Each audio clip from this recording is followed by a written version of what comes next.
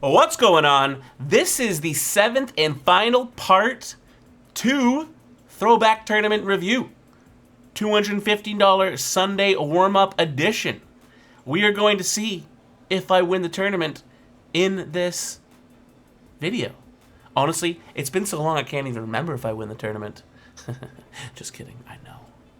I know what happens, not that I know that we win. If you guys managed to miss the first 6 parts, head down to the description below. All the links will be there. Check them out before watching this one, see how we got there.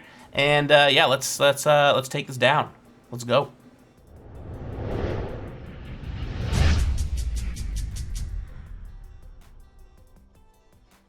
He probably just yelled in the chat VAMO as well and said no to the chop. But I definitely tried to chop here. I mean, it was $118,000 for first, and second place was $88,000. So we're playing for $30,000, and I think first place had to receive. You had to play for $8,000 heads up. So yeah, I definitely wanted to chop, but he did not. So we're super deep playing heads up versus a very aggressive VAMO. So not great. We're gonna raise the ace-10 suited and call in position. At least we thought the flop, man. At least we call the flop, and just knowing that like our hand should be good a bunch of the time here. Ah, he barrels the turn. Like, this is fucked up. I almost just want to call because he doesn't really represent that much. Like, does he really 3-bet, bet flop, and bet the turn with, like, jacks, queens, and kings here? I guess he might with, like, 9s or 10s to try to protect his hand from overcards, but seems more like a bluff to me, or he's trying to get us to fold the same hand. But we do fold. I'm going to make a lot of folds. Like, 5-7 offs on the button should not be a fold. It should be a raise or a limp, at least. I'm going to make a lot of folds that I shouldn't be making in this heads-up match. And it's not a short heads-up match either. So we are guaranteed $88,000 at this time. I think I had a $30,000 roll at the time. We said that in the introduction video. Or in part 1, episode 1, part 1. But yeah. He's just got like, you know, a 6 or a 5 here. And he's just happy to check it down. Yeah. Pretty obvious. But I guess I'm kind of handicapped with my hand. So I fold the 5-7 offsuit, but I limp the 5-6. Just Tonka things, you know. Doesn't make sense, but we do it. I should probably be defending this.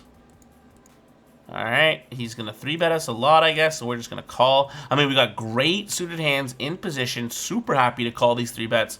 But I can't really do too much on this flop. Betting, I hate it. He's obviously checking with either a pair or an ace high that he wants to at least check call. Wouldn't put it past him that he's going to check raise here. And we just do not represent very much except for like ace 5 or like 5-6 suited. So I expect to see him a call, and I'll probably just give up here. I mean, you guys got to understand, playing for $30,000, not the most experienced player in the world. Obviously, nerves are on edge. I'm not feeling the best. But yeah. All right, so we see a barrel. I don't really know what I represent, like 7s, 8s, ace 3, ace 5 maybe, some hands.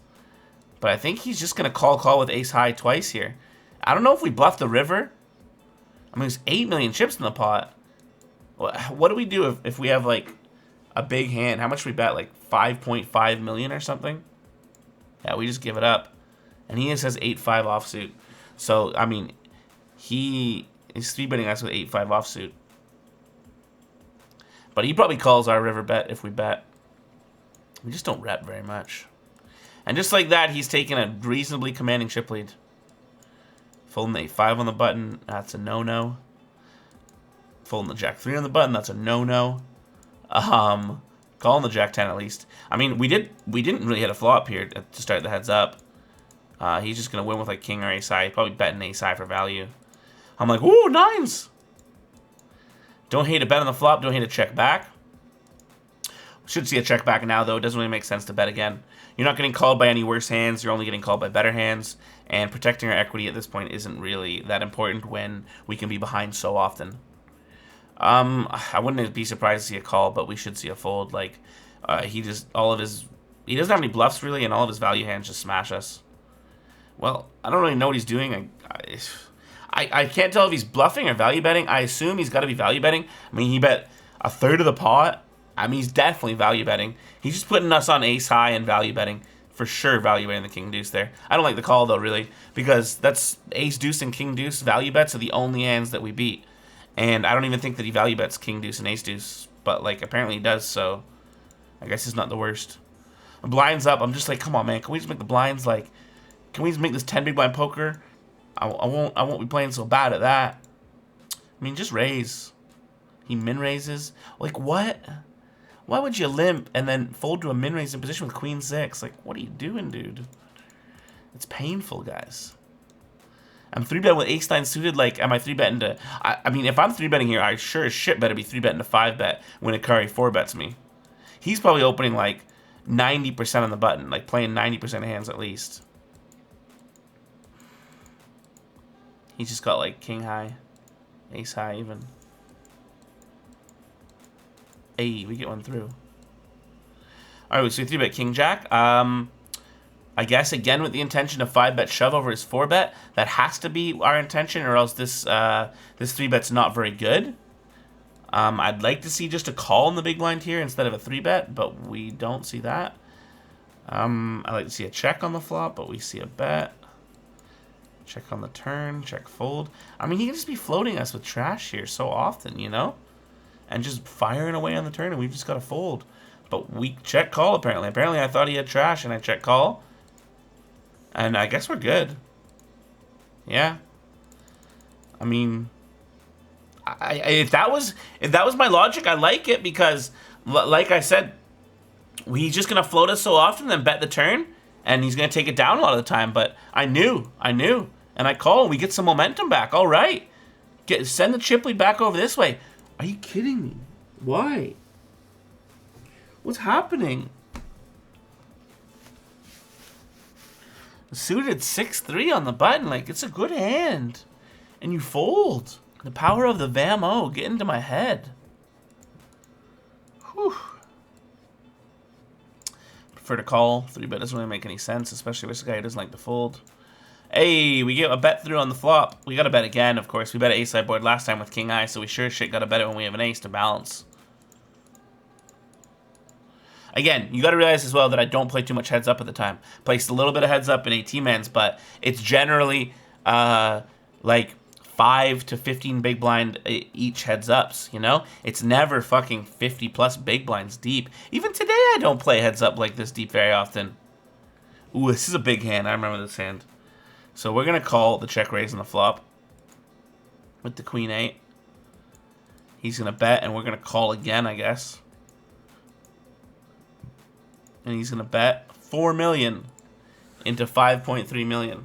And we are going to sit there and go, I'm getting pushed around by Aakari. He just won't leave me alone. I don't understand why he's so mean to me. I mean, I do understand we're playing for $30,000. He's trying to win it all.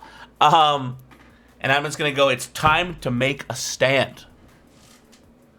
And I'm going to go all in. Boom. Goes the dynamite.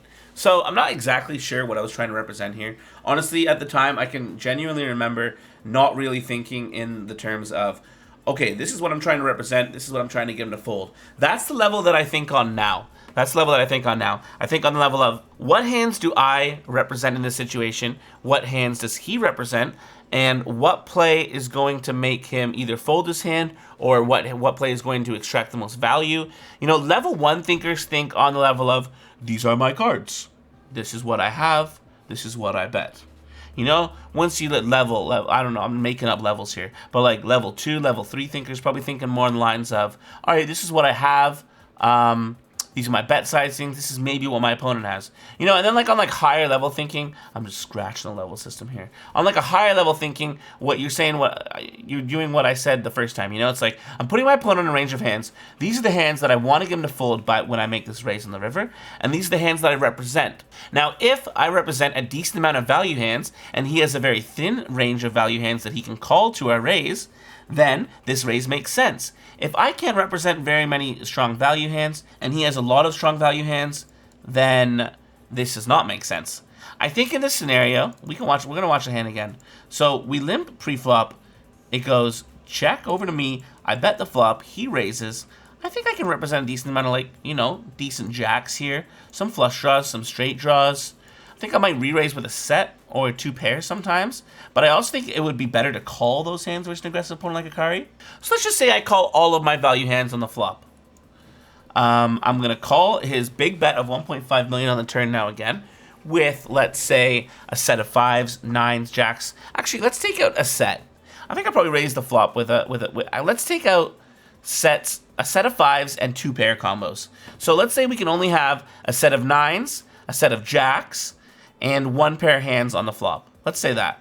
And let's take out like a few of our draws so that we can't really be bluffing too often on the river. Like queen 10 of clubs, king 10 of clubs, like, you know, combo club draws that I probably would try to get in on the flop. So he bets 1.5 million, we call. At this point, we represent a set of 9s, a set of jacks, ace 9, ace jack, because we would still just call here with all of those hands. And we see the river. 7, 8 of clubs, I think, is kind of out, but we could have 7, 8 perceivably in our range, right? We would call the flop with an open end or with a double gutty. Actually, that is what I was trying to represent. I can genuinely remember now in my brain. I can remember saying this line definitely makes sense if I have 7, 8. So yeah, 7, 8 makes sense. Set of 9s, set of jacks, ace jack, ace 9. Those are my main value hands at this point. Now, to a 4 million chip bet, am I really shoving over the top with ace jack and ace 9? Probably not. I'd probably just click the call button, assume that he can have a set sometimes. Set of 5s, I guess. I guess I should shove ace jack, because I only lose to 7, 8 and a set of 5s. Because pocket 9s and pocket jacks would have raised over a limp pre-flop. Even 5s might have raised, so maybe we just eliminate 5s as well. So the only hands that we get called by here when we shove that are better than ace jack are a set of 5s, maybe, but probably not. And 7, 8, and 7, 8, because he can have 7, 8. So we're trying to get him to fold jack 9, jack 5, 9, 5.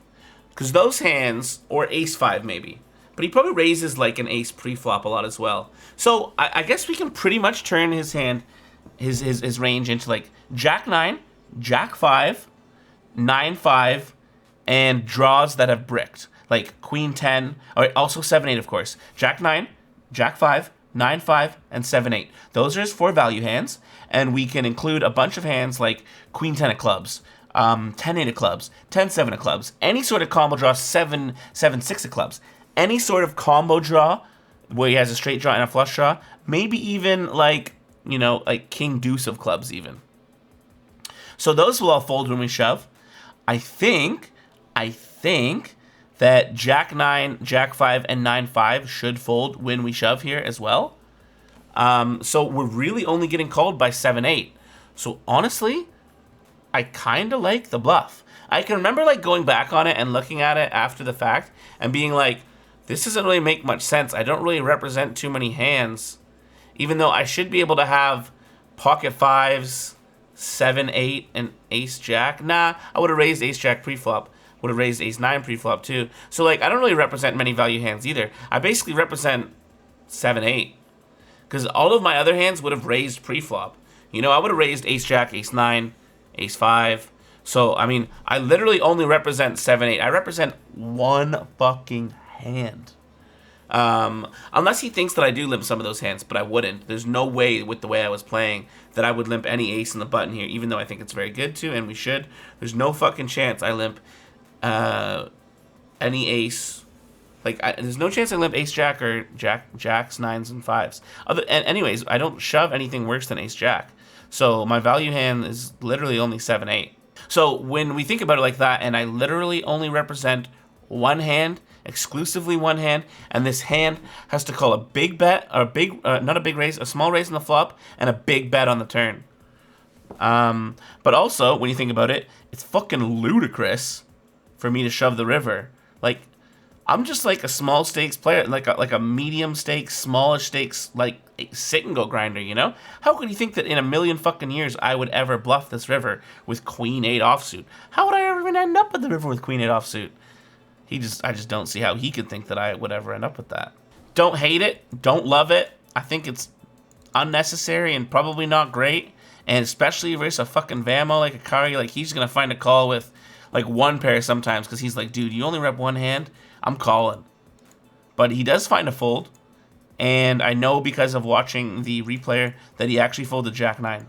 So I think that in retrospect, if he had to analyze the hand like we just did, obviously in the moment you have like 3 or 4 minutes of insanely long time bank, but you don't have like the 5 or 10 minutes that we just spent on this one hand trying to analyze the situation. But yeah, I think that if he had gone back and really thought about it and realized that I can't really have any sets or two pairs, and I literally only represent one hand, that he probably would have called. And I also, I mean, not for sure, right? Maybe he just thinks that his read of me at the time was just that I'm such like a weak opponent, and I mean, I just would never bluff here, which is possible. But we do get it through, and he folded Jack-9, so all in all, pretty happy about that. And all of a sudden, we've got almost a 3-to-1 chip lead. He's only got 33 big blinds. We're in a little bit more comfort zone. We're ready to win. Let's do it. Got to open it here. Just better not fold, dude. Like, what the fuck? Like, lead out the turn. Check raise the turn as a bluff here. Check call with an open ender and a king high. Just too weak, guys. And I hope that you can compare your hands to this when you do your own hand history reviews at home, because it's very good to do hand history reviews similar to this at home, where, you know, you, 1, 2, or 3 of your friends go through hand history like this, and you guys hash out hands. What would you do there? Why would you do that? And just go over it. And hopefully you can see like how tight I'm playing here, and probably see some similarities, because I imagine a lot of you are going to be similar to me in this aspect, where like big money on the line, playing against a top reg at the time, super high stakes guy who has a ton of results. Obviously the nerves are getting to you, playing a little bit on the tighter side. Raise and c-bet is fine without a diamond on a 2-diamond board. Like, it's totally fine. King 5 suited again, this time flopping the top pair, so I would love to see a check again and give him the chance to bluff or value bet thinly on the turn with, like, you know, 7s, ace 6, queen 10, ace queen. But I imagine 2012 Tonka probably just leads out. No, he checks again. All right. Check call. Okay, we min raise, which is like okay actually, because it really looks so fucking bluffy. Like, I don't really see how I can have a good hand. Especially after I just did all that clicky shit and he's thinking he's getting all messed up in his brain. I would expect to see some floats here on the turn. But I also just expected to see him fold like when he has like Jack-9 offsuit or something, you know? But he probably bets the flop with those hands. So he probably just has like ace high or like pocket 5s or ace 6 or something, and he just bet folds. Would have loved to see a call and a check call on the river, but can't go back in time. Like to see a raise with Jack-3. Hey, oh no.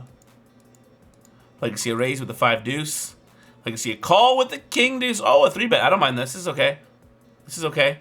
This hand doesn't flop too well. King deuce offsuit, obviously. I think this 3-bet is like a lot better than the ace 6 and the king jack 3-bet from before. Because those hands flop well and can have decent post-flop playability, whereas a hand like king deuce offsuit doesn't really have any post-flop playability. Ace king. Okay. Hey. Check it back. Bet the turn now for sure. We gotta protect our hand. We got the nut, ace high, second nut flush draw. Very small bet. I like it. Check back the river now, I guess, and lose to a 5. Or try to smash out. Nah, we don't really represent anything by bluffing because we would have bet bigger. Probably should have bet bigger on the turn if we want to represent some hands. Like 690k, then we can rep a 6 and a flush, I guess. Hey, he just has king high with a jack high flush draw. Where the club at, Pokestar? Where the club at? So we got over 100 blinds now. We got him down to 7 million. We're feeling pretty fucking good. We can taste the victory. We can taste the victory. We're like, punish him for not chopping. Punish him, please. I'd like to see a raise. Limp is fine. Limp is better than fold for sure. I'd like to see a call, but we're not going to because we got 5-4 offsuit. I wouldn't mind seeing... Oh, I hope we don't raise call. Don't raise call. Don't raise call with ace 6 offsuit for 24 blinds. For 23.5 blinds. Don't you dare. No, you motherfucker. Why would you do such a thing to us? Like, open shove for 23 blinds. Limp and shove over his raise. Raise fold if you must, but don't raise call with a hand as weak as ace 6. And again, some of you at home watching this in your boxers are going to be like, dude, what are you talking about? You got an ace. An ace is pretty fucking good. Heads up. Especially against an aggressive player like you're talking about versus Aakari. Here's the thing. If your opponent has, say, king 10 suited in this situation, you're effectively flipping. The percentages are so close on a weak ace, especially ace 6, which is the weakest ace X offsuit, because ace 2, ace 3, ace 4, ace 5 can all make a straight. So ace 6 often gets left out in ranges when, like, I'm shoving ace 7 and ace 5 and I'm not shoving ace 6. Ace 6 is a weak one. I'd still take ace 6 in this spot over ace 2 offsuit for sure, because he can be shoving worse aces in smaller pairs like deuces, threes, fours, fives, which we're flipping with. But yeah, we should not be raise calling this. But we do get them all in. This could be last hand, but it's not. And just like that, all our hard work with the Queen-8 bluff, we've given it back to him with a horrendously bad call. Well, I was going to say, I'd like to see a check raise on the flop here. I'd like to see a lead for about 900k here.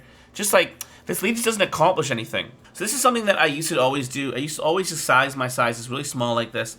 And, you know, in the last few years, I've realized that a turn lead here for 415,000, when he checks back the flop, it means that he probably has some sort of medium strength, weak value hand. You know, like an ace high, pocket sixes, a king five. You know, some sort of mediocre, small pair, ace high value hand. So by betting 415k, we don't accomplish anything, because he's never going to fold. If we smash out 1,000,000 chips here, if we put 980k in the middle here, and he's got ace-8 offsuit, he's going to be like, alright, I guess I give it to you. If we bet 400k, he's going to be like, oh, sure, that's cheap, I'll call. So we just never, ever take it down. And this is a bad river. Now he has lots of ace-X's, so we're just going to check. See what I mean? King-deuce, a weak, small pair value hand. If we bet 980 and bet the river 2.7 million, almost all of those medium strength value hands are going to fold. Now, I don't know if I would have wanted to bet this river very big. Like, we got to see 1,000,000 chips here and then plan to bet like 2.5 million on most rivers.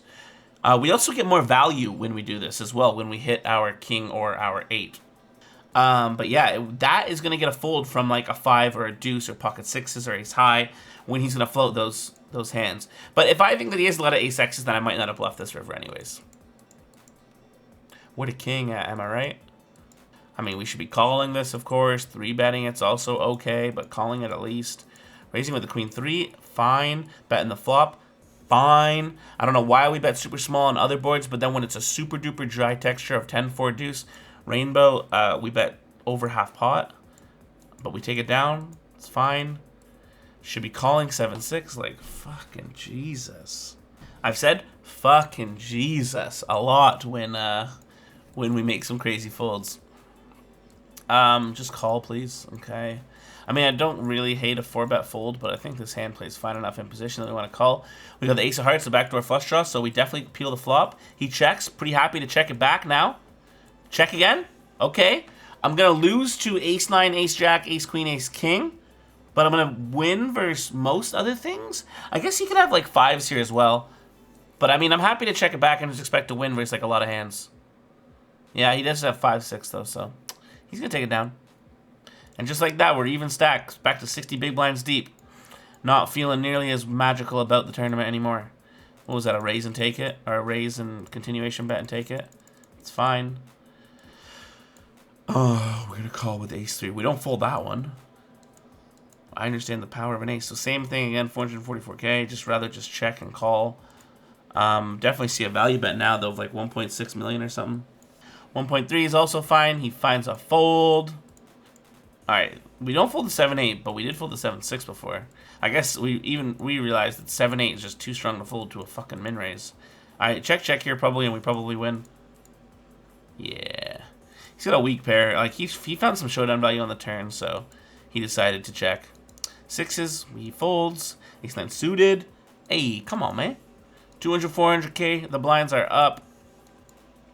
Oh, he raised with king 4, and he makes it 1.4 million? I mean, that seems like bullshit, dude. Fucking re-raise him. That's the first time he's 3-bet to under 2 times what we've made it. 4-bet him. Yeah, go on, son. Oh, shit. Should have made it bigger. So we did the same thing that he did, you know? We only made 1 million more. If we really want to get any folds pre-flop here, we got to make it like at least 3.2 million. Charge him for it. All right, top pair. You better check that back. You better check that back on a king 9-3 dry board. You better check that back. Thank you. All right, now you want to bet like 1.4 million, Tonka. Go on, son. You've done well. You've done well. You've done fucking well. We'll take it down. And back to a 2-1 chip lead. Come on. Get the ball. Raise, you big dumb idiot. Fuck, this is painful watching my old heads up game. 4 fucking years ago. Almost 5 years ago. No. Yeah, it's just almost 5 full years ago. This is in February. This is almost 5 years ago. Good lord. All right, he raises. Tiny little 3-bet here, but should do the trick enough. Should still be making the 3-bet about 2.2 million at least. Raise. He re-raises. We call. Thank goodness. Flop an open-ender. Oh, I know how this hand goes. We go all in. I don't hate the all-in, to be honest. I would prefer just to see a call and potentially bet and take it away from him on the turn, or just get there and let him keep bluffing. But I also don't hate going all in. The only problem with going all in is we only really represent draws. So it's relatively easy for him to make a bet call with like jacks or a 10 here, because we're probably not just ripping king, queen in over the top of him, you know? But we do shove because we've got an open ender and we're like, okay. And he has the worst possible hand that he can have. I guess kings with the king of spades is slightly worse because that would take away our backdoor flush draw as well. So he has the second worst possible hand that he could have. And we do not get there. Sad boys. And just like that, we are now the 2-to-1 dog. If you fold jack 7, I'm done. I'm done. I'm done. How do you fold jack 7 to a min raise? Blind versus blind in a heads-up match versus a man who's 3-betting you with 8-5 offsuit. How do you do it? Whew. 6-10. We're just gonna pretend like it didn't happen. I had a massive chip lead. We had a big chip lead again, and we just can't seem to close him out. You know, we got him all in. We didn't have it in great, but we got it all in again for the win, like a few times, multiple times. Ace-6 versus Ace-9, Jack-9 versus Kings. We got it all in for the win twice, and we couldn't close it out.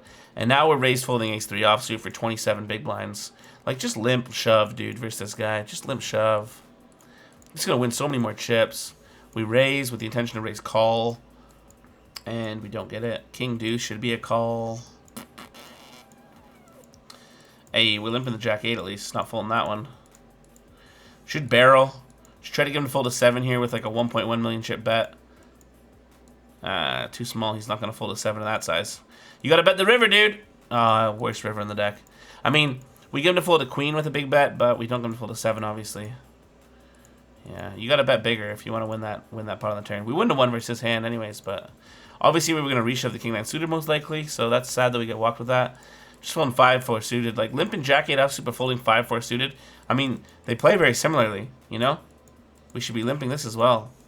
I was clearly just super on edge and just, like, tilted and obviously not, can't say it enough, not, like, the most experienced player. Super sad again that we don't get to get it all in with the Ace-6 suited.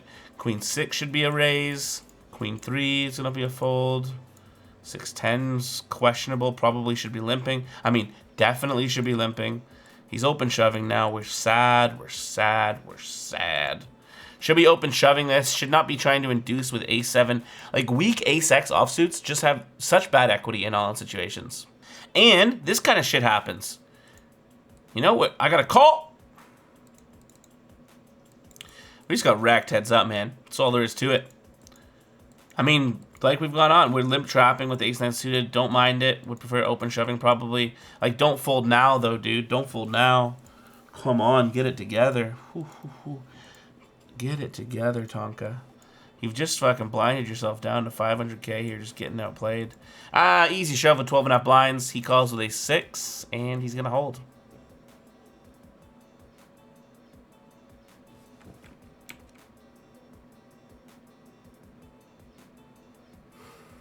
Can we get a moment of silence, please, for the atrociously bad heads-up play in that $215 Sunday warm-up with $118,000 for first. But hey, we cashed for fucking 88 grand. 88 grand. When I had like a 30k roll, obviously we got stomped heads up. Like we've gone over many times, was not the greatest heads-up player at the time. Aakari, obviously high stakes, very aggressive, experienced regular, is going to stomp on my tighter, inexperienced style. But yeah, all in all, not fucking bad. Not bad. Not a bad run. Not a bad final table. We really blasted through the end there. I mean, there wasn't really much we could do. Like, not really much we could talk about.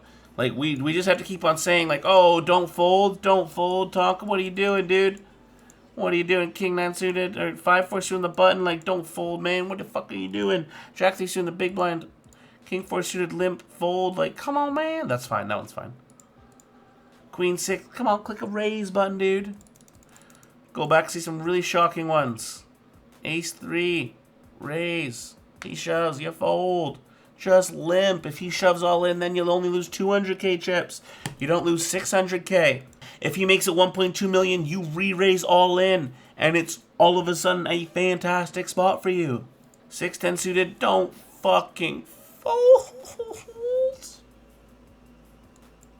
That's even worse than folding the Jack 7, which we did the hand before in the big blind. Hey, fucking Zeus. All in all, a pretty darn good result, if you ask me. $88,000 off of a $215 buy-in at a time where we only had a $30,000 roll. Not bad. Not fucking bad. If you guys enjoyed the episode 1 of our throwback hand history review, then I urge you to hang around the channel more, because this is going to be a regular thing. We're going to be releasing most likely weekly videos on throwback hand history classics. You know, I have a Super Tuesday final table run that I want to do. I have a Thursday Thrill final table run, both $1,000 tournaments. In fact, I have 3 Super Tuesday final table runs that we can review.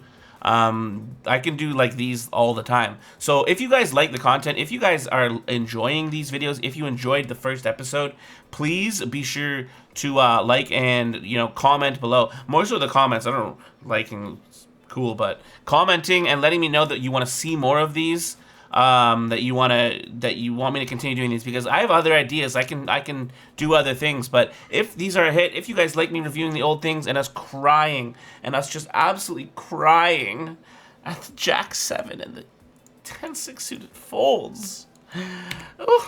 This is our first big score, though. This is my first really big score, so I do think that we will be progressively playing better, of course, in the future games. And when I say I think, I know for a fucking fact that we definitely play better down the line.